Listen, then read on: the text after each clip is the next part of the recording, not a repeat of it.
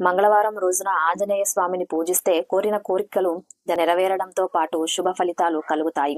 అయితే ఏలినాటి శని ప్రభావం వల్ల ఇబ్బందులు పడుతున్న వాళ్ళు హనుమంతుడిని పూజిస్తే చాలా మంచిది. ఓం శ్రీ హనుమతే నమః మంత్రాన్ని జపిస్తూ హనుమంతుడిని పూజిస్తే అనుకూల ఫలితాలు వస్తాయి. మంగళవారం రోజున హనుమాన్ చాలీసాను పఠించడం ద్వారా మేలు జరుగుతుంది. హనుమంతుడికి తమలపాకులు లేదా సింధూరంతో పూజించడం ద్వారా కూడా శుభ ఫలితాలు కలుగుతాయి. శని దోషం కలిగిన వాళ్ళు శనివారం రోజున ఆంజనేయ స్వామిని పూజించి వేయించిన శనగ గుగ్గిళ్లను సమర్పించడం ద్వారా దోషాలు తొలగిపోయే అవకాశాలు అయితే ఉంటాయి. హనుమంతుడిని పూజించే సమయంలో కొన్ని నియమాలను, ఆచారాలను పాటించాల్సి ఉంటుంది. పిల్లలు హనుమాన్ చాలీసా చదివితే జ్ఞాపక శక్తి పెరుగుతుంది. హనుమంతుడిని ప్రతిరోజు పూజిస్తే శనికి సంబంధించిన దోషాలు దూరమవుతాయి. వారానికి ఒకసారి అయినా హనుమంతుని ఆలయాన్ని సందర్శిస్తే మంచిది. హనుమంతుడిని పూజించడం వల్ల దేవుని అనుగ్రహం మనపై ఉంటుంది. హనుమంతుడికి ఇష్టమైన సింధూరాన్ని సమర్పించడం